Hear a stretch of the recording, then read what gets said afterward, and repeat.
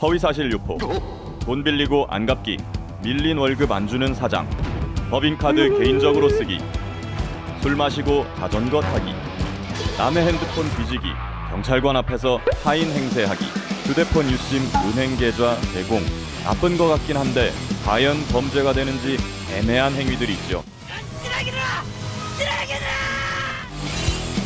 과연 형사처벌 대상이 되는지 오늘 한번 알아보겠습니다.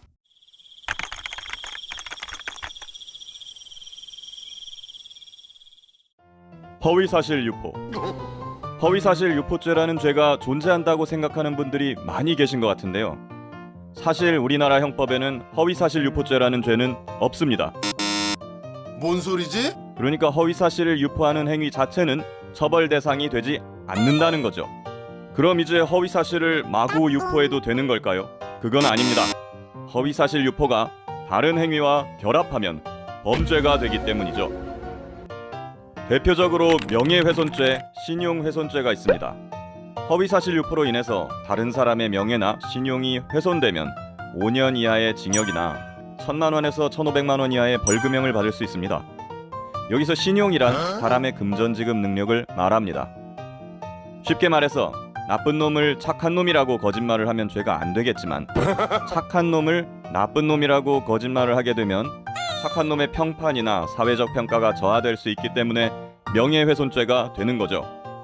문제는 허위사실 유포가 아니라 명예가 훼손되느냐 아니냐가 중요합니다. 그런데 특별한 경우에는 허위사실 유포 그 자체만으로 처벌될 수가 있습니다. 바로 선거 시즌에 허위사실을 유포하는 경우인데요. 우리나라 공직선거법에는 뭐였지? 허위사실을 공표하는 뭔 소리지? 행위를 처벌하는 뭔 규정이 소리야? 있습니다. 이렇게 보니까 뭔 소리인지 모르겠네요.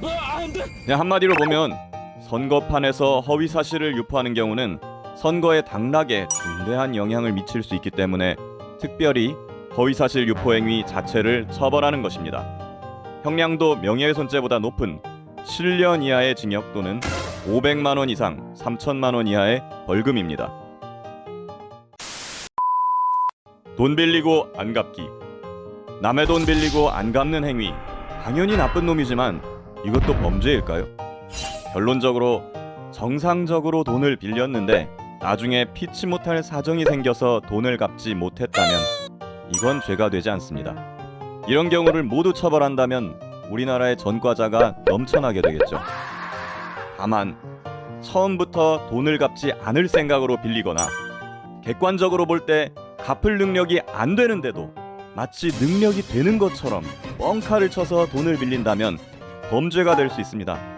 이건 변제 의사나 능력을 속이고 돈을 빌린 것이기 때문에 사기죄에 해당하고 10년 이하의 징역 또는 2천만 원 이하의 벌금에 처해지게 됩니다.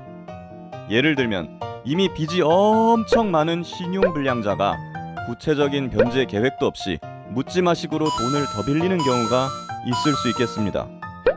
참고로 사기죄는 사기친 금액이 5억 원을 넘어가면 형량이 무시무시하게 올라갑니다. 밀린 월급 안 주는 사장.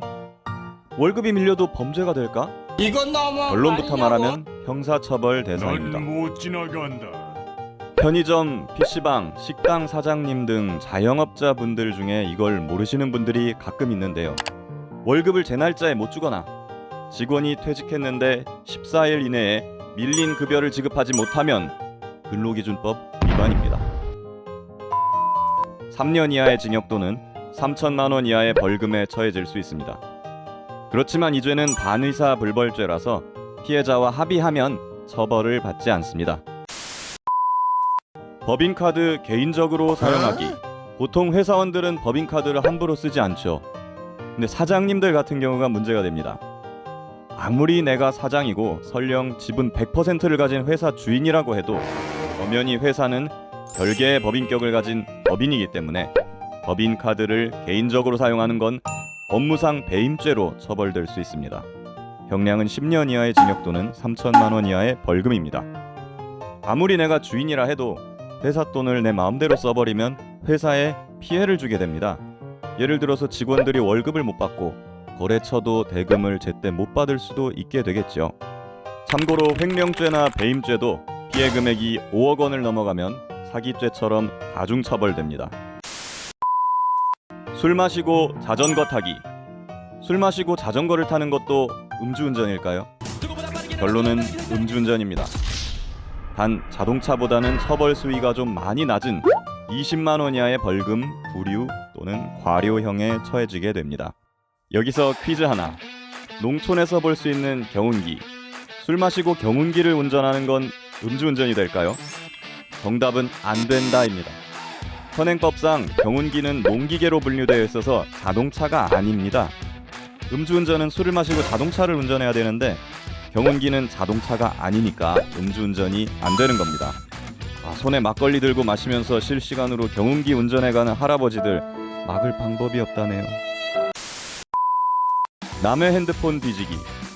혹시 내 여친, 남친이 바람을 피고 있지는 않을까 의심해서 휴대폰을 몰래 뒤져보고 싶은 유혹에 빠질 수 있죠. 그런데 허락 없이 남의 휴대폰을 뒤지는 행위.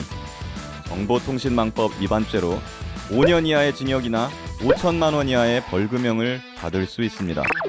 실제로 이혼 소송에 유리하게 사용할 목적으로 배우자의 휴대폰을 몰래 뒤졌다가 배우자에게 걸려서 형사처벌을 받는 경우도 있다고 합니다. 남의 휴대폰 아무리 궁금해도 허락 없이 보는 건 참아야겠습니다. 경찰관 앞에서 타인 안녕하세요. 행세하기. 길 가다가 경찰의 검문에 걸렸는데 타인인 척 행세한다면 뭐가 될까요? 좀 애매한데요. 단순 검문을 받았을 때 다른 사람 이름을 댄 것 정도로는 크게 문제가 되지는 않습니다. 물론 이것도 경범죄 처벌법 위반으로 10만 원 이하의 벌금을 받을 수 있긴 하지만 실제로 처벌까지 이어지는 경우는 많지는 않습니다. 그런데 이름을 말한 걸 넘어서 다른 사람의 주민등록번호까지 말하거나 더 나아가 주민등록증까지 제시했다면 문제가 되는데요. 이렇게 되면 주민등록법 위반죄로 3년 이하의 징역이나 3천만 원 이하의 벌금형으로 처벌될 수 있습니다. 다만 가족의 주민등록번호를 말한 경우에는 그 가족이 처벌을 원치 않으면 면책이 됩니다. 휴대폰 유심, 은행 계좌 제공. 인터넷을 하다 보면 선불 유심 한 개당 5만 원 드립니다, 고객님. 하는 광고를 볼 수 있는데요. 이에 응해서 내 명의로 유심을 개통해서 파는 건 어떤 죄가 될까요? 단순히 이름만 빌려주는 거라고 대수롭지 않게 생각할 수도 있지만 이건 결국 대포폰을 파는 행위가 됩니다.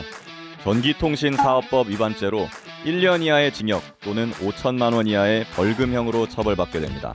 이렇게 판매된 유심은 보이스피싱, 인터넷 도박, 불법 사채업자들에게 넘어가 범죄에 사용되기 때문입니다. 또 대출을 알아보던 중 체크카드를 맡겨야 대출이 되십니다, 고객님. 이런 경우도 접할 수 있습니다. 이때 대출을 받기 위해 체크카드를 넘겨주는 것도 범죄가 됩니다. 체크카드는 전자금융거래법에서 정한 접근 매체에 해당하는데요. 이를 함부로 양도하거나 대가를 약속받고 대여하면 5년 이하의 징역 또는 3천만 원 이하의 벌금에 처해질 수 있습니다. 이렇게 넘어간 내 체크카드는 보이스피싱이나 불법 인터넷 도박 업체에서 범죄 수익을 습취하는 통로로 활용되는데요. 자칫 잘못하다간 체크카드 대여뿐 아니라 보이스피싱, 불법 도박의 공범으로 수사 대상에 오를 수도 있으니 각별히 조심하시기 바랍니다. 오늘은 범죄가 되는지 안 되는지 모르겠는 애매한 것들에 대해서 알려드렸습니다. 도움이 되셨다면 구독과 좋아요 부탁드립니다. 다음에는 법과 사회에 관한 더 좋은 지식으로 찾아뵙겠습니다.